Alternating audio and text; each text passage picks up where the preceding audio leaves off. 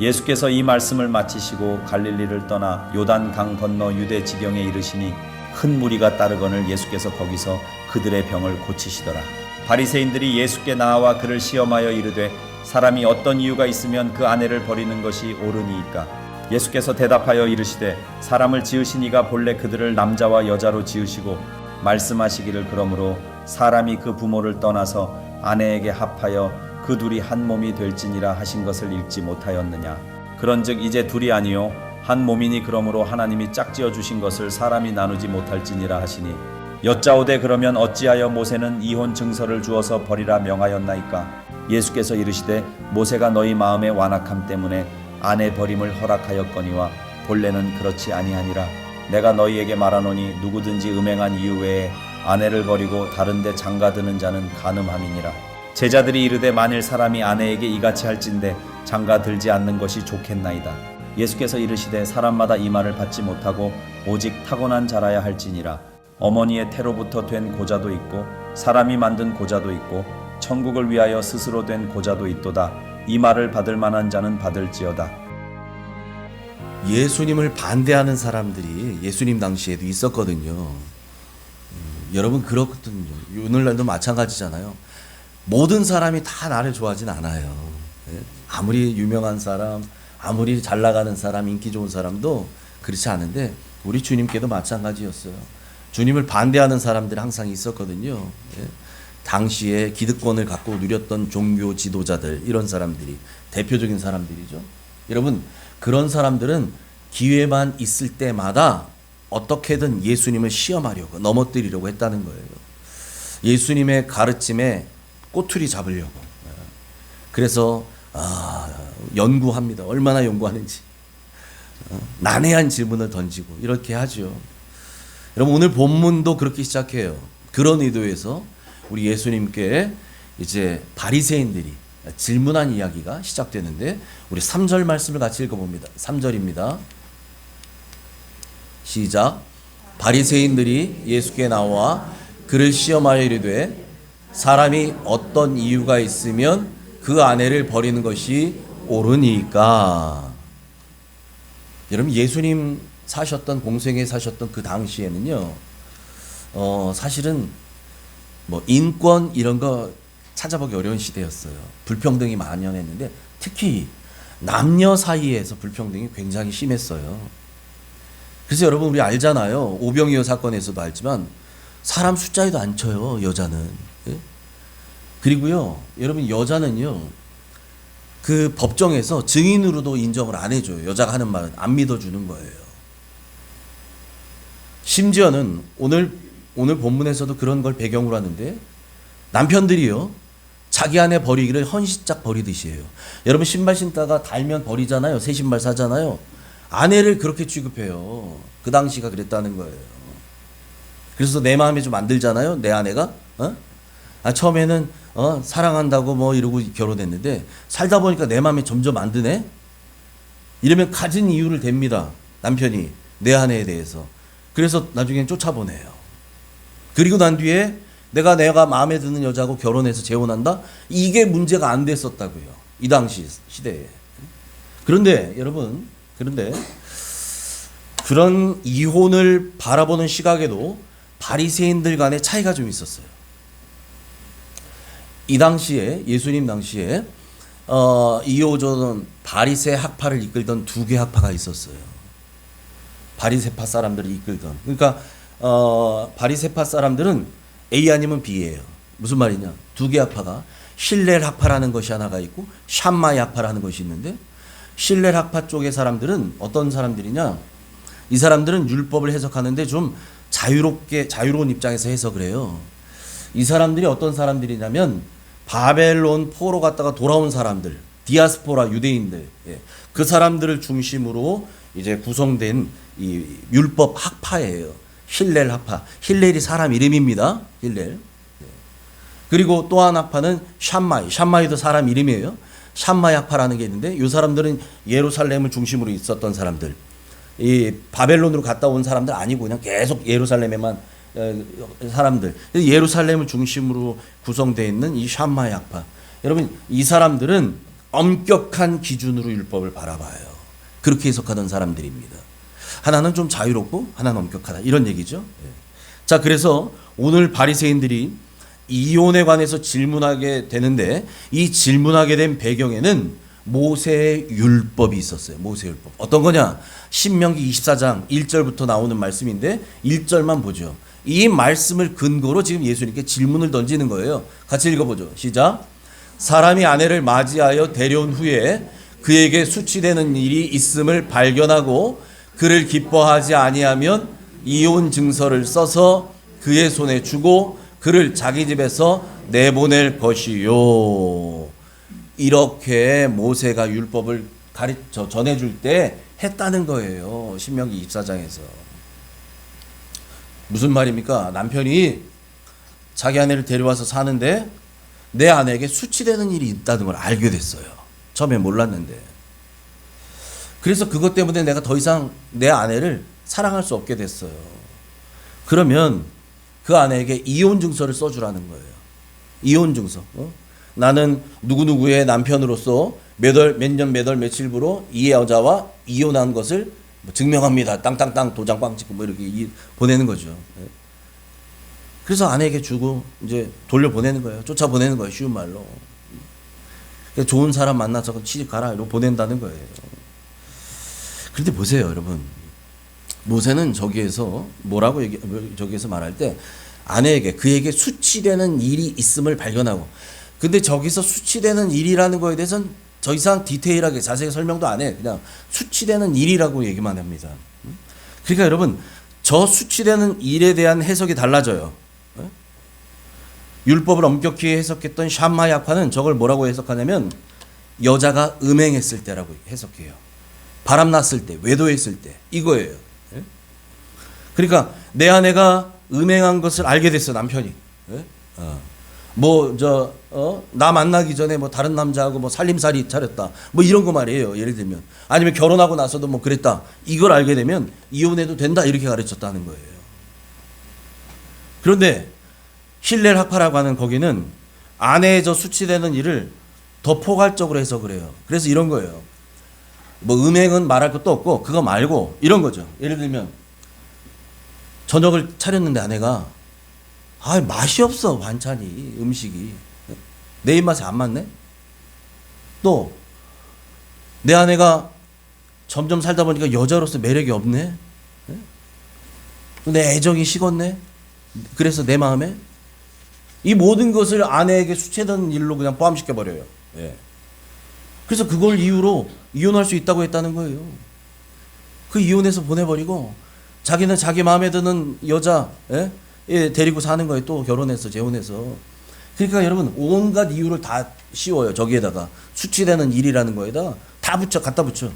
그리고 이혼하는 일이 비일비재했다는 거, 그 당시에 이스라엘 사회에서, 남자들 문화에서. 이게 남성 중심 사회에서 일어났던 문제이기 때문에 이런 문제가 생긴 거예요.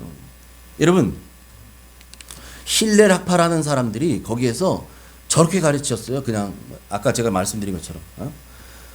뭐 우리나라도 그런 거 있었잖아요. 뭐 칠거지약인가 뭐 음식 못하면 뭐 소방 이런 거 있잖아요. 그랬다는 거예요. 여기서 그걸 수치되는 일이라고 얘기했다는 거예요. 포함시켰다는 거예요. 누가요? 힐렐이라는 사람이. 힐렐 학파. 근데 여러분, 힐렐이라는 사람이 어떤 관계에 있냐면, 여러분 성경에 보면 가말리엘 학파라고 들어보셨죠? 사도 바울. 나는 가말리엘 학파에서 속한 사람이다. 그 가말리엘이라는 사람이 힐렐의 손자예요. 손자.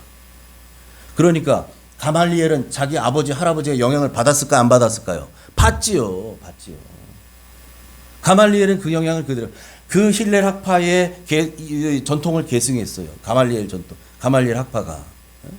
그래서 여러분, 가말리엘 그러면 신약 시대에 아주 최고의 지성으로 사람들이 인정해주는 그 학파를 가말리엘 학파라 그러고, 그걸 이끌던 사람이 가말리엘인데, 여기에 누가 속했느냐? 제가 아까 말씀드린 것처럼 사도 바울이 여기 소속이에요.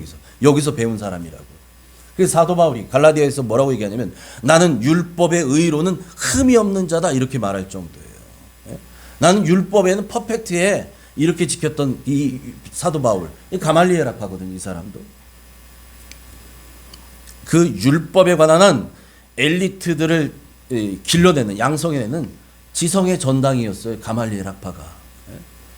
근데 이 사람들이 아까 말씀드렸던 힐렐 학파 지금 저렇게 이 여자가 내가 볼 때 이래서 내 아내가 마음에 안 들어. 그럼 뭐 이렇게 이혼 증서 써서 보내고 이런 것들을 그 사람들이 괜찮다 이렇게 해석했단 말이에요. 그러니까 그 문화의 영향을 받아가지고 그 당시 이스라엘 사회에 전반에 흘려 있었던 이 이혼 문화가 그래서 만연했던 거예요. 남자들이 여자를. 여러분 여자는 이 당시에 직업을 가지면 안 됐거든요. 돈벌이 혼자 할 수 있는 사람 사회가 아니었어요. 무조건 남편이 벌어다 준 돈, 남편에 의해서만 남편 만나서 남편하고 같이 살아야만 살아가는 그런 사회였어요. 그런데 여자를 보내버려. 그럼 이 여자 죽으란 얘기잖아요. 그러니까 이혼증서 써주라는 거예요. 그래야 여자는 재혼할 수 있으니까. 근데 여러분 저런 문화가요. 그 당시 예수님의 제자들에게까지도 영향을 미쳤어요. 여러분. 그러니까 예수님의 제자들도 뭐라고 생각하냐면 아니 그렇게 자기 아내 마음에 안 들어서 이혼증서 써주고 보내는 거 그거 당연한 거 아니야? 왜? 나 어려서부터 다 그렇게 봐왔는데 우리 동네 아저씨들 다 그렇게 해서 결혼 재혼 하고 3번 결혼하고 4번 그런 아저씨들도 내가 많이 봤는데 이게 이제 당연한 것처럼 이해되는 거죠. 예수님의 제자들도. 그런 제자들에게 오늘 주님께서 유대 남자들의 저 잘못된 결혼관을 딱 예수님이 지적하시니까 제자들이 뭐라고 얘기하나 예수님한테 예수님 그럴 것 같으면 차라리 결혼 안 하는 게 낫겠네요. 10절 같이 읽습니다. 시작. 제자들이 이르되 만일 사람이 아내에게 이같이 할진대 장가들지 않는 것이 좋겠나이다. 예? 보세요. 아이 그럴 바에는 장가 안 들고 그냥 혼자 살아야겠네요. 무슨 말입니까? 남자가 자기 마음대로 이혼도 못해요? 그리고 평생 한 여자의 남편으로만 살아야 돼요? 그게 가능해요? 차라리 그럴 바에는 결혼 안 하고 혼자 사는 게 좋겠습니다. 이렇게 얘기했다는 거예요. 제자들이 예수님에게. 저게 바로 지금 본문을 배경으로 하고 있는 예수님 당시에 이스라엘 남자들, 이스라엘 사회에서 가지고 있었던 결혼관, 이혼관이었다는 거예요. 저게요. 남성 중심 사회, 남성 우월 사회, 이런 데서 여자는 그냥 남자의 소유물이에요. 소유물. 소유물이니까 아까 제가 말씀드렸잖아요. 헌신짝 내다 버리듯이 내 소유물인데 이게 쓰다가 닳았네? 그럼 어떻게 바꾸면 되잖아요. 그냥 바꿔버리면 되잖아. 이게 중요해요? 내가 중요하지. 여자는 그냥 이런 소유물이었다고요. 그렇게 치부됐던 사회였다 이 말이에요. 여러분 이런 문화적인 배경하에서 바리새인들이 지금 예수님을 시험하려고 질문했다는 거예요. 시험하려고. 그래서 아까 우리가 읽었던 그 3절 말씀을 세번역 성경으로 한번 읽어보죠. 세번역 성경에는 이렇게 말하고 있어요. 같이 읽습니다. 시작.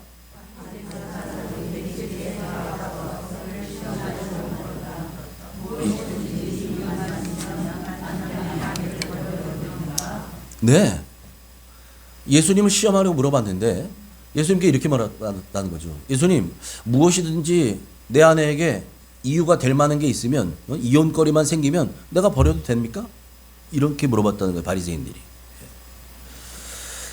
여러분 저게 왜 어려운 질문이냐면 보세요. 만약에 예수님이 저 질문을 듣고서 그래 네 안에 문제가 있거든 버려도 된다라고 허락하셨다면 이 사람들 예수님을 어떻게 말했을까요? 아니 말이야 서로 사랑하라고 얘기하고 이웃을 내 몸같이 사랑하고 심지어는 원수도 사랑하고 했던 분이 자기 안에 버려도 된다고? 이게 이율배반적인 분이네. 이런 매도했을 거예요. 또 예수님께서 만약 저 질문에서 안 된다. 이혼은 절대 금지야. 이렇게 했다면 바리새인들이 뭐라고 예수님을 욕하며 수군댔을까요? 저 율법도 어기는 자. 모세가 우리에게 전해준 율법에 분명히 말하고 있는데 그 율법도 어기는 자라고 율법을 무시하는 자라고 그렇게 비난하지 않았을까요? 그랬을 거라는 거예요. 예수님이 그런 의도를 다 하셨어요. 다 하셨어요. 그래서 예수님께서 뭘 말씀하시냐 저 질문에 바로 대답하지 않고 그들에게 우리에게 가정이라고 하는 공동체를 만들어 주신 분, 허락하신 분이 누구예요? 하나님 아버지. 예? 여러분, 창세기에서 사람을 만들고 가장 먼저 무엇을 주셨냐? 가정을 허락하셨어요. 가정 공동체가 모든 공동체의 기초와 기본이 되는 거예요. 그래서 예? 아담과 하와를 부부로 엮어주셨잖아요. 누가요? 하나님이 주례를 해주셨다니까요. 아담과 하와 첫 주례를 해주셨어요. 하나님이 만들어 주셨어요. 그 가정을 허락하신 하나님께서 말씀하신 그 말씀을 통해서 올바른 이 결혼관에 관해서 하나님이 말씀하시는 진짜 제대로 된 결혼은 어떤 것인가, 여기에 대한 말씀을 예수님께서 전해주면서 그들에게 너희들이 잘못된 결혼관을 이제 바꿔야 된다, 이거를 지금 역으로 말씀하시는 거예요. 4절부터 6절 같이 읽습니다. 시작. 예수께서 대답하여 이르시되 사람을 지으시니가 본래 그들을 남자와 여자로 지으시고 말씀하시기를 그러므로 사람이 그 부모를 떠나서 아내에게 합하여 그 둘이 한 몸이 될지니라 하신 것을 읽지 못하였느냐. 그런즉 이제 둘이 아니요 한 몸이니 그러므로 하나님이 짝지어 주신 것을 사람이 나누지 못할지니라 하시니. 아멘. 예수님이 뭐라고 말씀하셔요? 4절에서 사람을 지으시니가 누구예요? 하나님 아버지께서 본래 사람을 어떻게 지었다고요? 누구와 누구로? 남자와 여자로 지었다는 거예요. 남자 여자. 남자가 아니면 여자입니다. 요즘 성소수자 뭐 이렇게 부르면서 동성애를 뭐 묵인하고 인정하는 분위기가 사회에 막 팽배해져 가고 점점 퍼져나가고 있는데요. 여러분, 동성애자들끼리 결혼한 동성혼, 이건 하나님께서 절대로 허락하신 뜻이 아닙니다. 보세요. 하나님께서 본래 사람을 어떻게 지었다고요? 남자 아니면 여자로 지었어요. 중성 아니에요. 남자면 남자, 여자면 여자예요. 그렇게 지으셨다는 거예요. 여러분, 그래서 올바른 결혼관의 첫 번째 조건, 너무너무나도 당연한 얘기지만 결혼은 남자와 여자가 하는 겁니다. 남자와 여자가 하는 거라고요. 예? 하나님께 정하신 결혼의 첫 번째 조건 같이 읽습니다. 시작. 첫째, 결혼은 남자와 여자가 하는 것입니다. 아멘. 남자와 여자가 하는 게 당연한 거예요. 남자끼리 결혼하고 여자끼리, 와, 그건 아니라니까요. 그건 아니라고요. 창조의 질서를 위배하는 짓이에요. 자, 두 번째, 결혼의 조건. 하나님께서 뭐라고 말씀하시는, 그러므로 사람이, 저기서 사람은 남자를 얘기합니다. 남자가 그 부모를 떠나서 아내에게 합하여 그 둘이 한 몸이 될지니라. 이렇게 얘기하십니다. 자, 결혼에 지금 5절에 두 번째 조건, 세 번째 조건이 같이 있는데, 두 번째 조건 같이 읽습니다. 노란색. 시작. 결혼은 남자가 부모를 떠나야 합니다. 결혼하는 건, 결혼을 전제로 할 때는 남자가 부모를 떠나는 거예요.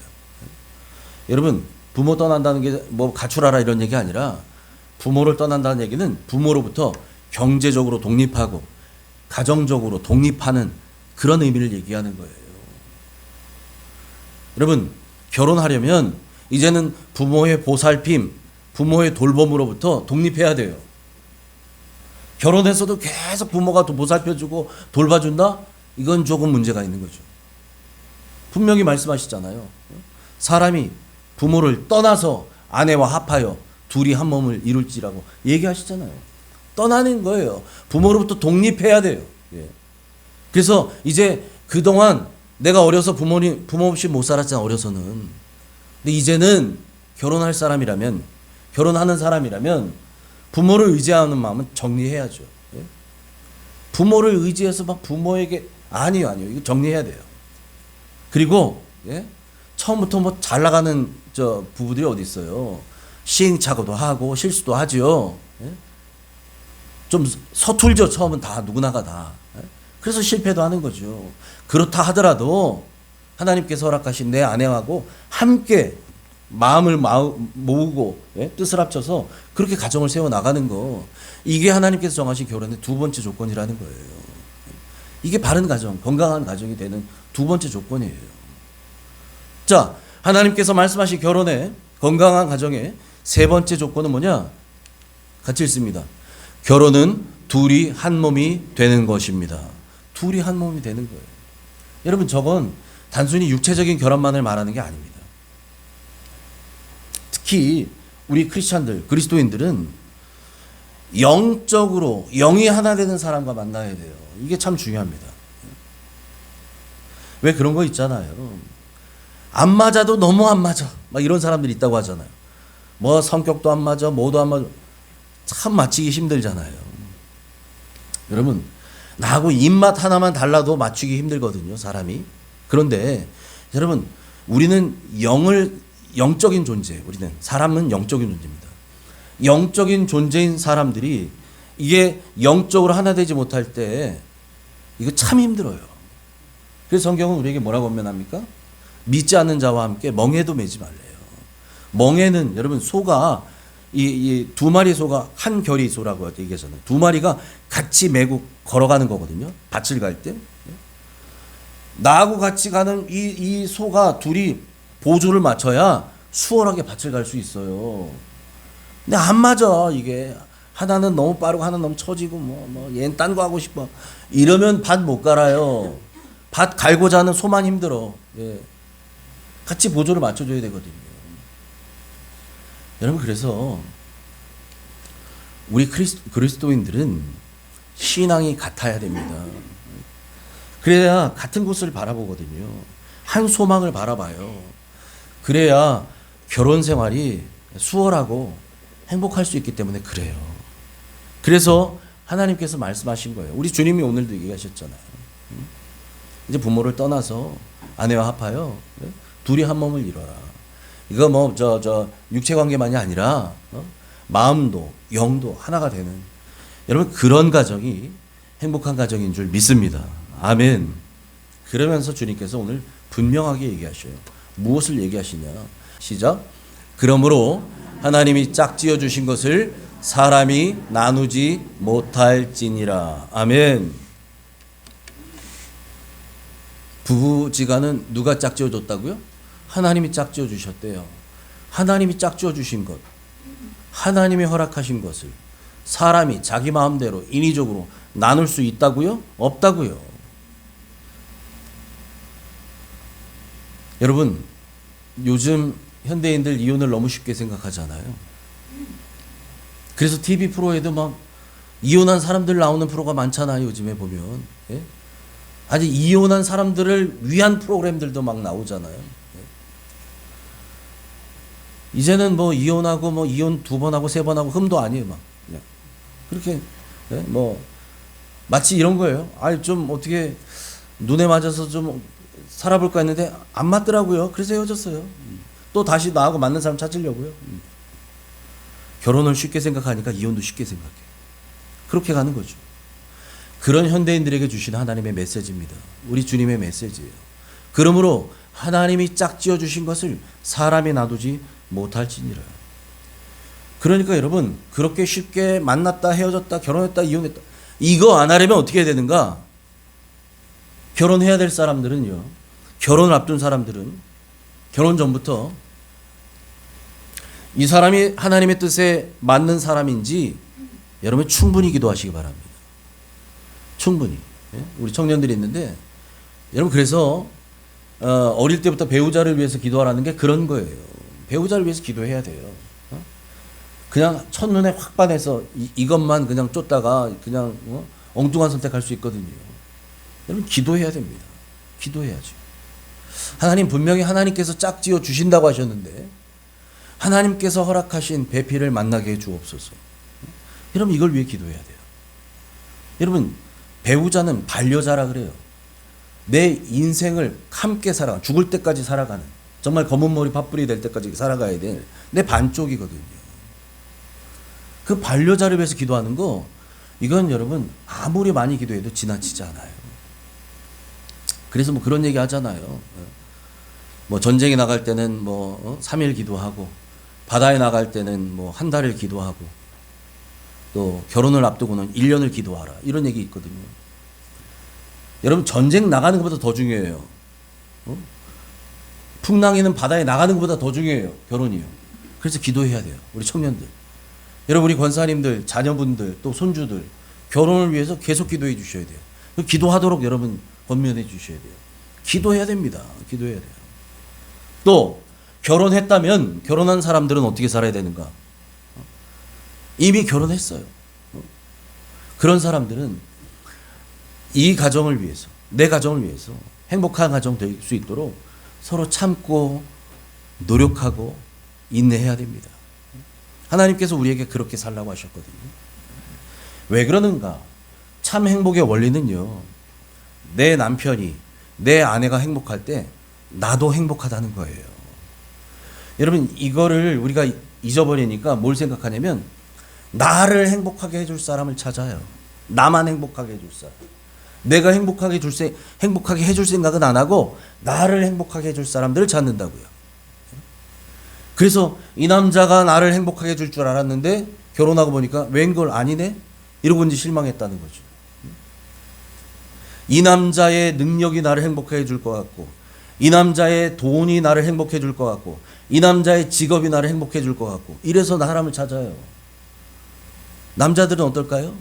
이 여자의 아름다움이 나를 행복해 줄 것 같고, 이 여자의 성품이 나를 행복하게 해줄 것 같고, 이 여자의 배려심이 나를 행복해 줄 것 같고, 이 여자의 미소가 나를 행복해 줄 것 같고, 그러다 나중에 실망하는 거예요.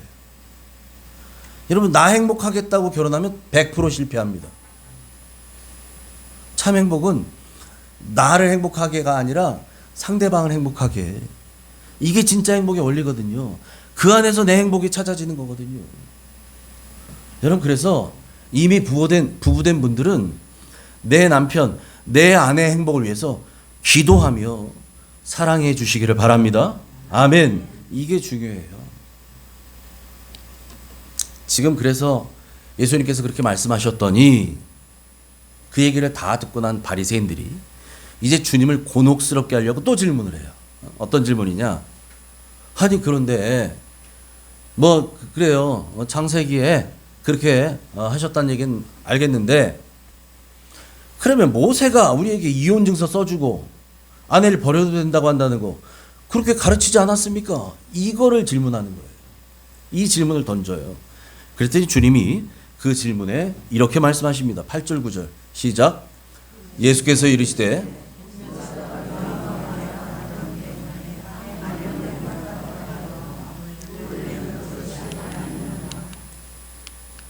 내가 너희에게 말하노니 누구든지 음행한 이유 외에 아내를 버리고 다른 데 장가드는 자는 간음함이니라.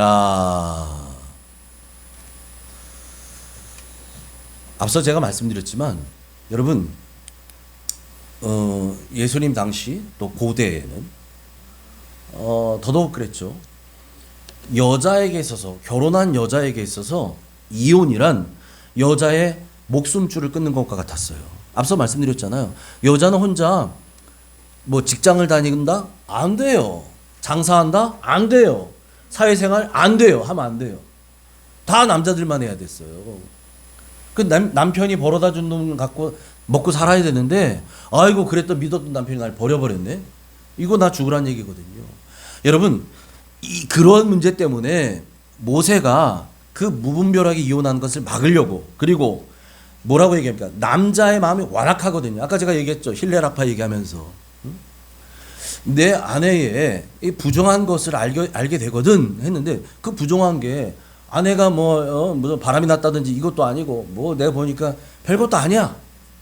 근데 결국은 뭐냐? 남편이 자기 마음에 안 든다는 거예요. 내 아내가 결혼해 사는 여자가. 그렇게 완악함 때문에, 너희 마음의 그 완악함 때문에 이혼당한 여자도 이제 적어도 재혼은 해야 되잖아요. 아내도, 이 여자도 재혼할 수 있도록 하기 위해서 모세가 이혼 증서를 써주라고 했다는 거예요. 여러분, 여자가 동네 사람들 이미 소문 다 났거든요. 뭐 누구네 집 딸, 그 둘째 딸 어느 마을에 누구한테 한 3년 전에 거기 그 시집 갔잖아, 결혼했잖아. 동네 사람 다 알거든요. 이거 소문 다 알아요. 누가 유부녀인지 다 알아요. 근데 이 여자가 어느 날 친정으로 쫓겨왔네? 근데 이 여자가 살아야 되는데, 재혼하려고 그랬는데, 사람들이, 아이고, 저 여자 저 남편 있는 여자잖아. 왜냐면 율법에 남편 있는 여자와 이 만남을 갖거나 하게 되면, 그건 음행으로 치거든요. 그러니까 그런 문제가 생기지 않도록 이 여자가 아무리 또 그 동네에 있는 다른 남자에게 이제 마음이 좀 있어서 그 남자도 자기를 또 좋아하게 돼서 재혼하려고 하는데 이게 앞에 결혼했던 게 이제 걸림이 돼 버리면 안 되잖아요. 이혼 못하면 안 되잖아요. 그래서 이혼 증서를 써주라고 했던 거거든요. 이혼 증서. 그 증서가 있으면 합법적이 되는 거예요. 재혼이 여자도 할 수 있는 거예요. 그래서 써주라고 했다는 거예요. 그런데 그 말씀을 하시면서 뭐라고 얘기해요? 예수님께서. 그런데 본래는 그렇지 않다는 거예요. 무슨 말입니까? 하나님께서 마음대로 이혼해라 이런 거 허락한 적 없다 이 말이에요. 없다는 거예요. 단 한 가지 예외적인 경우가 있다는 거죠. 배우자가 음행했을 때 누구든지 음행한 이유 외에 아내를 버리고 다른 데 장가들면 간음합니다.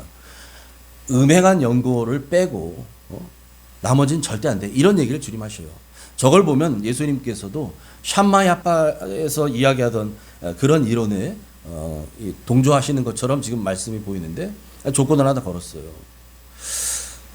자신의 배우자를 놔두고 음행을 했다? 외도했다? 이건 여러분 하나님께서 우리에게 명령하신 요구하신 부부의 거룩이 깨져버린 거예요. 나도 거룩하니 너희도 거룩하라. 거룩이란 얘기는 구별된 거거든요. 아내는 남편에게만 구별돼야 되고요. 남편은 아내에게만 구별돼야 돼요. 근데 그게 깨져버린 거예요. 저건. 여러분 그런데 저 말씀을 오늘 본문의 말씀을 하시기 전에 우리 지난 시간과 그 전 시간 2시간에 걸쳐서 무엇에 대해서 우리가 살펴봤냐면 바로 18장에서 이야기하셨던 예수님의 말씀이 주제가 뭐였냐면 용서였어요. 여러분. 용서. 기억하시죠? 용서 1, 2 다 2시간에 걸쳐 제가 했거든요. 피해자가 가해자를 찾아가서 용서해주고 먼저 용서하고 이런 얘기 제가 다 했잖아요. 정말 우리 주님이 하시고 싶은 이야기는 앞에서 이렇게 얘기하잖아요. 본래는 그렇지 않다. 본래는 하나님께서 가정을 허락하신 하나님께서 이혼을 허락하는 것이 아니다 이 말이에요. 그러면서 이렇게 얘기하셨거든요. 그러니까 여러분 우리가 저 말씀을 어떻게 이해해야 되는가. 내 배우자가 실수해서 나 말고 다른 남자, 다른 아내, 다른 여자 바람이 났었네. 그걸 알게 됐다. 그런 경우라 할지라도 우리가 잊지 말아야 할 것이 있다는 거예요. 우리 예수님께서 말씀하셨던 그 용서는 그런 경우에도 적용된다는 사실입니다. 여러분, 나를 용서해 주신 그 주님의 사랑으로 내가 얼마나 추접한 죄인이고 내가 얼마나 추악한 죄인이고 우리 주님께서 산상수훈에 사신 말씀대로 한다면 나는 이미 수백 번, 수천 번, 아니 수만 번 음행한 자. 그런데도 불구하고 그런 나를 주님이 다 용서해 주셨잖아요. 다 용서해 주셨잖아요.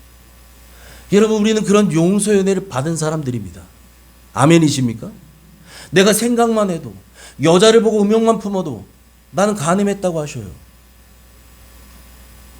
여러분 그거 따지면 남자든 여자든 우리 이 안에 있는 분들 중에 우리가 간음하지 않고 음행하지 않는 사람이 어디 있냐고요. 얼마나 많이 우리는 주님 앞에 부끄러운 짓을 많이 했어요. 여러분 그런데도 우리는 주님께 용서함을 받은 사람들이거든요. 내가 받은 용서의 이 사랑으로 이 주님의 사랑으로 실수한 내 남편, 실수한 내 아내 그 잘못도 용서해야 한다는 거예요. 여러분 물론 제가 너무 단정적으로 얘기하는 것처럼 여러분 들리실지 모르겠지만 모든 결정권은 물론 외도한 배우자를 둔 남편이나 아내에게 있죠. 상황이나 사건들은 상황마다 다를 테니까요. 당사자의 상처나 아픔을 다 헤아리지 못하면서 우리가 이래라 저래라 말할 수는 없는 겁니다. 다만 어떠한 결정을 하더라도 이제 오늘날 얘기를 제가 말씀드리는 거예요. 워낙 이혼이 많다 보니까 그리고 그런 일들이 워낙 많다 보니까 우리 성도님들 중에는 한 분도 안 계시겠지만 사회에서는 그런 얘기 하더라고요. 결혼한 여자들, 유부녀들 자기 남편 말고도 남자친구 뭐 한둘 있는 사람들 뭐 그런 얘기들 하는 사람들이 있고요. 남자도 마찬가지. 여러분 어떤 결정을 내리게 되더라도 우리는 그 주님이 말씀하셨던 용서의 마음, 용서의 정신, 용서의 사랑을 잊지 않으시길 바랍니다. 아멘. 자, 그리고 난 연후에 이제 10절에서 아까 우리가 본 것처럼 제자들이 저런 얘기 다 듣고서요. 주님께 뭐라고 말씀했냐면 아니 주님 그럴 바에는 혼자 사는 게 낫겠습니다. 차라리. 그렇게 말했던 제자들에게 얘들아 혼자 산다는 거 그것도 아무에게나 허락된 것이 아니다 라는 사실을 말씀해 주셔요. 11절 12절 같이 읽습니다. 시작. 예수께서 이르시되 사람마다 이 말을 받지 못하고 오직 타고난 자라야 할지니라. 어머니의 태로부터 된 고자도 있고 사람이 만든 고자도 있고 천국을 위하여 스스로 된 고자도 있도다. 이 말을 받을 만한 자는 받을지어다. 아멘. 여러분 혼자 산다는 거? 난 혼자 살 수 있다? 말처럼 쉬운 게 아니거든요. 우리에겐 본성과 본능들이 있잖아요. 욕구들이 있잖아요. 그래서 주님이 뭐라고 말씀하시냐면 뭐라고 얘기하시냐면 오직 타고난 자라야 할지니라. 타고나야 된다는 거예요. 그런 사람만 혼자 살 수 있다는 거예요. 그래서 무슨 얘기하는가? 저 타고난 자라고 하는 거에 포함되는 사람들은 어머니 태로부터 난 고자. 이게 무슨 말입니까? 태어날 때부터 성기능 장애를 갖고 있는 사람이거나 또는 사람이 만든 고자. 환관 내시처럼 인위적으로 사람이 생식기를 잘라버린 경우라든지 또 천국을 위하여 스스로 된 고자. 독신의 은사를 받은 사람이에요. 독신의 은사. 이런 사람 아니라면 가정 이루고 살아라. 그런 얘기예요. 이 말을 받을 만한 사람 외에는 안 된다 이 말이에요. 괜히 저것 때문에 더 많은 시험거리가 생기고 저것 때문에 범죄하게 되거든요. 그래서 이 말을 받을 만한 사람만 받아라 라고 말씀하신다는 거죠. 오늘 말씀을 정리합니다. 여러분 가정은 우리에게 주신 이 가정은 우리의 이 연약함을 아시는 주님께서 우리의 필요를 모든 필요를 아시는 주님께서 우리에게 허락하신 귀한 선물이라는 사실을 잊지 마시기 바랍니다. 그래서 여러분 하나님께서 나에게 주신 나의 반쪽이거든요. 반려자. 나와 함께 인생을 함께 걸어가는 내 반쪽이 반려자예요. 그 반쪽을 통해서 하나님 뭐 하라 그러는 거예요? 부족함을 채우라는 거예요. 그리고 사랑하며 살라는 거예요. 그렇게 우리에게 결혼을 허락하셨어요. 그래서 부부는 하나님의 이 창조의 원리에 따라 맺어진 관계라는 사실을 잊지 마시기 바랍니다. 아멘. 그러므로 앞서 제가 말씀드린 것처럼 이제 결혼해야 될 사람, 결혼을 앞둔 사람, 아직 결혼 안 한 사람, 이 사람들은 뭐 해야 되는가? 하나님께서 허락하신 배우자를 위해서 기도하시기 바랍니다. 청년들이 아멘을 크게 해야 되는데 청년들은 졸고 있네. 다시 앞으로 결혼해야 될 사람, 지옥까지 결혼을 앞둔 사람, 이런 사람들, 우리 젊은이들 하나님께서 허락하신 배우자를 위해 기도하시기 바랍니다. 아멘. 결혼하신 분들, 결혼해서 지금 살고 계신 분들, 여러분 어떻게 되는가? 내 남편, 내 아내의 행복이 곧 나의 행복이다 라고 하는 이 사실을 절대 잊지 마시기 바랍니다. 아멘. 그래서 우리 주님께서 골로새서에서 에베소서에서 우리에게 권면하시잖아요. 남편은 어떻게 아내를 사랑하라고요? 남편은 아내를 사랑하되 어떻게 해요? 주님께서 교회를 위해서 자기 자신을 주신 것 같이 사랑하라. 남편들은 우리 주님이 교회를 위해서 뭘 주셨어요? 생명을 주셨어요. 당신의 목숨을 주셨어요. 자기를 다 주셨어요. 교회를 위해. 남편들은 아내를 그렇게 사랑하시기 바랍니다. 내 생명처럼 사랑하시기 바랍니다. 아멘. 남편들 아멘이 작네. 여러분의 목숨처럼 사랑하시기 바랍니다. 아멘. 예. 아내들은 남편에게 어떻게 하라고요? 주님께 순종하듯 하라고 얘기해요. 주님께 순종하듯 남편에게 순종하고 내 남편을 최고로 인정하고, 그래서 그렇게 살아갈 때 우리의 가정은 하나님이 원하시는 행복한 가정을 이루게 될 줄 믿습니다. 아멘. 여러분, 하나님이 허락해 주셨어요. 지금 나하고 살고 있는 사람, 이거 하나님께서 허락하신 사람이에요. 하나님 맺어주신 짝이에요. 그러니까 하나님이 맺어주신 내 남편, 내 아내를 나를 위한, 나는 잘 몰랐는데 알고 보니 하나님은 나에게 가장 필요한 사람을 하나님이 붙여주셨네. 나를 위한 최고의 선물로 아시기 바랍니다. 그래서 서로의 연약함을 바라보며, 아이고 저 사람 왜 저렇게 모자라나, 저걸 왜 못하나, 이게 아니라 그 부족함 때문에 나를 붙여주셨구나.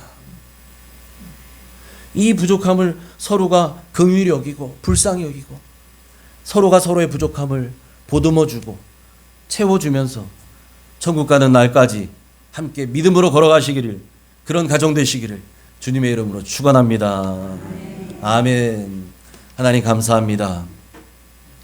오늘 말씀을 통해 이혼 문제뿐만 아니라 우리에게 창세기에서 언급하셨던 우리 하나님의 주례사를 비롯한 우리에게 허락하신 가장 중요한 결혼관에 대해서도 살펴보게 하시니 감사합니다. 하나님, 사람이 사람을 만난다는 것, 그리고 한 몸이 된다는 것, 가정을 이룬다는 것, 그리고 자손을 낳는다는 것, 이것이 얼마나 위대한 일인지, 그리고 이것이 얼마나 중요하고 얼마나 책임이 있어야 하는 일인지 우리가 정말 다시 한번 생각하게 하시고, 그러기 위해 결혼을 앞둔 사람들, 하나님이 허락하신 배우자를 위해 기도하게 하시고, 그런 주님의 눈으로 나에게 붙여주신 사람이 누구인지 잘 발견하는, 마치 보석을 발견하듯이 발견할 수 있는 눈을 허락하여 주옵소서. 이미 결혼한 부부들은 하나님께서 나에게 가장 필요한 최고의 선물로 내 아내를, 내 남편을 붙여주셨다는 이 사실을 잊지 않게 하셔서 상대방의 모자람과 부족함과 연약함이 보이거들랑 그것이 비난거리가 아니라 하나님이 이것을 덮어주라고, 이것을 보듬어주라고 나를 붙여주셨군요. 이런 마음으로 함께 채워주며 함께 손잡고 천국 가는 날까지 믿음으로 걸어가는, 천국을 누리는 가정들 다 되게 하여 주옵소서. 우리에게 가장 귀한 가정을 허락하신 예수님의 이름으로 감사하며 기도하옵나이다. 아멘.